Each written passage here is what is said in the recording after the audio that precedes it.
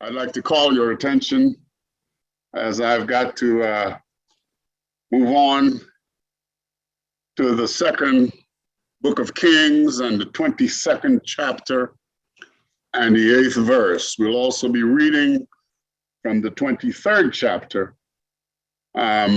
So as you look at your scriptures, note that we are reading from the 22nd chapter, 8 through 11, and the 23rd chapter from 21 to 23. The text reads in the New Revised Standard Version, the high priest Hilkiah said to Shaphan, the secretary, I have found the book of the law in the house of the Lord. And when Hilkiah gave the book to Shaphan, he read it. Then Shaphan, the secretary, came to the king and reported to the king, your servants have emptied out the money that was found in the house and have delivered it into the hand of the workers who have oversight of the house of the Lord. Shaphan, the secretary, informed the king, the priest Hilkiah has given me a book. Shaphan then read it aloud to the king. When the king heard the words of the book of the law, he tore his clothes. And then the 23rd chapter, 21st and 23rd verse, the king commanded all the people, keep the Passover to the Lord your God as prescribed in this book of the covenant. No such covenant, no such Passover has been kept since the days of the judges who judged Israel, even during all the days of the kings of Israel and of the kings of Judah. But in the 18th year of King Josiah, this Passover was kept to the Lord in Jerusalem. I want to talk to you briefly on the subject, when you forget who you are. When you forget who you are. The picture that is being depicted in this scripture includes three characters. A king, King Josiah, who became king when he was 8 years old. Read chapters 22nd and 23rd for yourself for the whole story. He became king when he was 8 years old. 18 years into his reign, he decided that it was important for them to repair and renovate the temple. The temple had been the center of their religious and their spiritual lives from the time of the wilderness, the temple. They had a portable temple during the wilderness, and then they built a temple. King David and Solomon completed a temple that was the center of their lives. And that temple had been disregarded, and it was in terrible disrepair. 18 years into his reign. Now he is 18 and 8, I think it's 26. He's 26 years old, and he directs Shaphan, his royal secretary, to go down to the temple and see the priest named Hilkiah and instruct him to begin a renovation of the temple. And while they're doing that, pick up the money that has been contributed to the temple so that it can be distributed for the purpose of the renovation. And then the third character in this story is Hilkiah. Hilkiah is the chief priest. And Hilkiah told Shaphan, he said, now, while we were in the process of the renovation project, we discovered a book. We discovered a book, the book of the law, the book of the covenant, down in the basement, down in the dungeons. And we discovered, and I read it, and I think the king ought to know what it says. And Shaphan read it, and Shaphan agreed, I need to tell the king what's going on here. And he takes the book to that 26-year-old king, and the king reads it. And then the king, the text says, tore his clothes. as a sign of his despair and repentance and penance for what had happened. And then in the 23rd verse, we discover the text is very clear in that 23rd and 24th verse that he discovered that the Passover not only was the temple in disrepair, but the Passover that had been at the center of their ritual lives as a people, the Passover that celebrated that great night when God, the death angel, passed over their homes. That the Passover had not, he said the Passover had not been celebrated in Israel since the time of the judges, during none of the reigns of the kings of Israel. Now we're talking about 100 years. They haven't celebrated the Passover. It would be like if Imani Community Church hadn't had communion in 100 years. 100 years. 100 years they had not celebrated. And the covenant specifically said, celebrate the covenant, celebrate the Passover everywhere so that you can remember. So you would remember who it was that brought you out of Egypt. At the center of the Passover celebration, the children will ask you, why does this night mean so much to us? And you will tell them what God did for you, what God did for us as a people. It was at the center of who they were. And they had forgotten who they were. And the king, Josiah, recognized that. And in that second text, Josiah commanded the people, from now on, celebrate the Passover, follow the book of the law. When you forget who you are, you will lose your way. When you forget your history, you will lose your way. One man, a young man once asked an old man, what happened to the people of Sumer? The Sumerians, according to the tradition, described themselves as a black-haired, dark-eyed, dark-skinned people. They were black people who inhabited that part of the world we called, and in antiquity, Mesopotamia. Mesopotamia comprehended every part of the Middle East, and including Northern Africa. Black people, black people. And the young man asked the old man, he said, what happened to the people of Sumer? And the old man said, they forgot their history. And they forgot who they were. And they lost their way. And then they died. That's what the old man said. This happens when you forget your history. You forget who you are and you lose your way.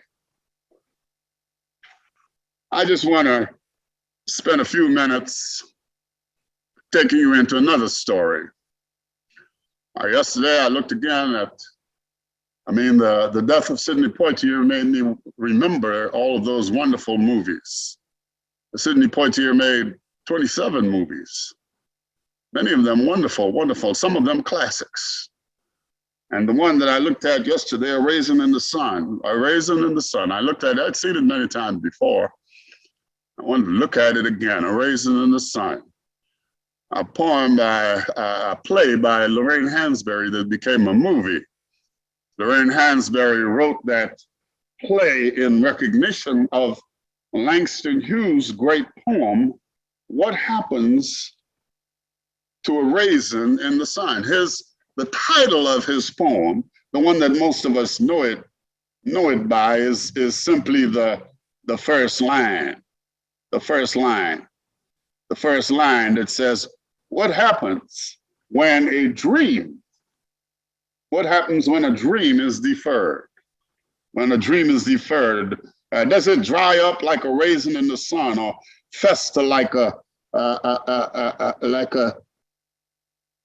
sore and then run? Does it stink like rotten meat, or crust and sugar over like a syrupy sweet. Maybe it just sags like a heavy load, or does it explode? She wrote that play, and the play became a movie, and the movie was about a family, a black family, an African American family, a family named a family that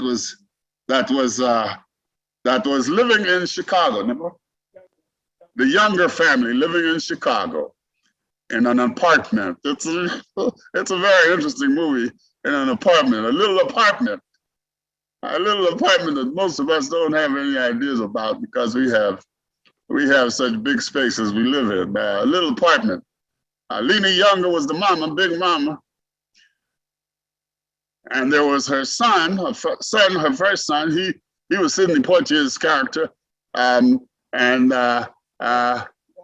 Walter, her son, and then there was Benicia, her daughter, and then there was Ruth, Walter's wife, and then there was little Walter, Travis, the little baby, and the story, to summarize the story briefly as I rush on, is a story about how this African American family wants to pursue their dreams in the midst of a racist world, in the midst of a Chicago that would only squelch their dreams and destroy their lives. And the central character is Walter. So a lot of the story is about the fact that Big Walter, that is to say, Daddy Walter, Big Walter had died and left $10,000 insurance. And they were expecting that check on Saturday of that week. And a lot of the dialogue is about what to do with the money. Everybody agreed, except Walter, that the money was Big Mama's money and she should decide what she wanted to do with it. And Big Mama was very clear that what she wanted to do is her dream was to buy a house so that they could all live in. That was her dream. That was Lena's dream. Her son, Walter, he had some buddies who were trying to invest money in a liquor store. He wanted to be an entrepreneur. Walter had ideas about driving around in limousines. You know, he was a chauffeur and he wanted to be driving in the limousine. He wanted to live like white people, like the white guys he drove around. And beneath her, she wanted to be a doctor. Her dream was a doctor. She went to school and she was in college. And Ruth, Walter's wife, who was about to have another baby, she was just found out she was pregnant and she's thinking about whether or not she should abort the baby, because how are they going to have another baby when they don't have enough money and there's a little small house that they live in. Travis sleeps on the couch in the living room, and so her dream was similar to Mama Lena's dream. She liked that dream, this house, the dream of a house. And Walter had his ideas. Walter wanted to be an entrepreneur and own a liquor store, and the dialogue is deep and serious and wonderful. It is a classic in my mind. Three parts of the dialogue I want to lift up. The first is the encounter between Benita and her mama. Her mama is talking about, Benita is talking about school and the fact that she's going to be a doctor, and mama says something like, you know, child, God is going to make it happen for you. And Benita, who'd been to school, studied philosophy, Immanuel Kant, David Hume, she said, Mama, don't you know that God is just an idea that human beings made up? God is just an idea. There is no God. God is just an idea. And Big Mama gets up and she walks across the room and she slaps Benita. And she said, repeat after me. In Mama's house, there is God. In Mama's house, there is God. And Benita, who is repentant and just wilts on the Big Mama's words, repeats those words. And then there's a dialogue that goes on between Mama Lena And Ruth is talking about, trying to abort this baby, and Big Mama Lena tells her the story of how when Big Walter and her got married and they began to have children, and Big Walter would work hard every day, and he said he would come home. I would see him trudging home, and he would come into the apartment, and he would stand there, and he would look down, she said, at the rug, and then he'd look at me, and he'd look down at the rug, and he'd look at me, and then he'd look down at the rug, and he'd look at me, and he said, God didn't have it in mind to give the black man anything, but he sure did give them a lot of children. And Big Walter loved his children. And that's what Big Mama told Ruth. She said, our children are important. Big Walter loved the children. And then the last dialogue that I want to share briefly with you is the dialogue that went on between Walter, who is obsessed with this money. Come home every day. Did it come? Because he's got in mind he's going to take that $10,000 and invest it in a liquor store. Walter, that's his dream. And he has a whole lot of problems because Mama Lena and Benitha and Ruth are small-minded. They don't, at one point he says, y'all just don't understand. That's the problem with the black woman. He said, y'all just don't understand. And he's having this dialogue with Mama, Big Mama, and he's talking about the money and what he's gonna do and how we could, and Big Mama looks at him and she says, it's about money, huh? He says, the dream is about, she said, it used to be that the dream was about freedom. It used to be that the dream was about freedom, but now it's about money. And she's talking to his generation. It's about money. Y'all want to be millionaires. But the dream used to be about freedom. And when little Walter decides that he's going to accept the offer of the white citizens of the neighborhood that they were moving into, the white citizens send somebody to tell them that they're going to pay them a lot of money so that they don't move into their neighborhood. At first, they reject it. And then Walter is so concerned about the money, and he decides we're going to accept this money and we're going to live somewhere else. And Big Mama says to Walter, she says, I'm from 4 generations of slaves, and I'm from 4 generations of slaves and sharecroppers, and ain't none of us ever accepted money from anybody who didn't think we were worth being in this world. And the movie ends, the climax was when they were about to move. Everything was packed.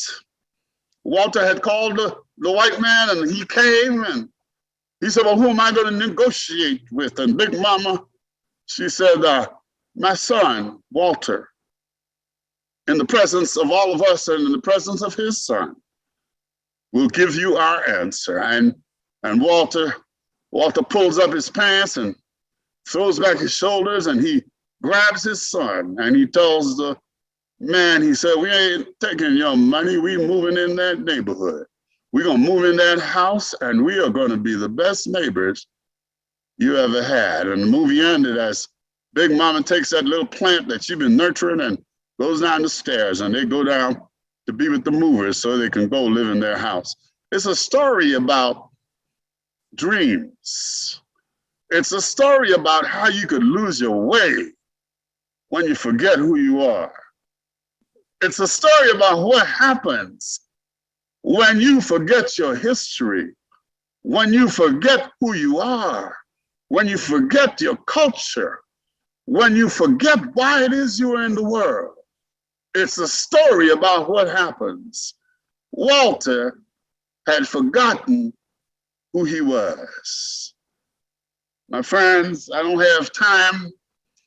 I'm going to come back to this subject when you forget who you are next week. But 3 quick points. Number 1, don't forget those whose shoulders you stand on. Don't forget your ancestors. Don't forget your ancestors. Number 2, don't forget your history. Don't forget your history and culture. It makes you who you are. And when you forget your history and your culture, you will lose your way. Not only that, but then you open the door for somebody else to tell you who you are and what your story is. Listen, I'm talking about what's going on right now in our world. And number three, remember Big Mama. Don't forget God. In Mama's house, there is God. Let's not forget the God of our weary years and God of our silent tears. That's the God who brought us thus far along the way.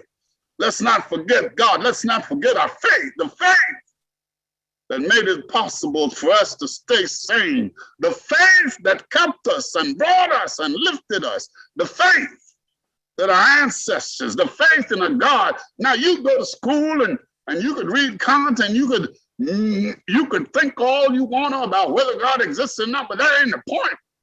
The point is that faith, the faith of our mothers and our fathers, and that is why we celebrate communion. Because God is a mighty God, a God who has brought us a long, long way, a God who has brought us to this very place, and a God who will keep us. And we should never, ever forget, no matter how much money you make, no matter how important you become, no matter where you go in the world, don't forget that in Mama's house, there is God. Amen.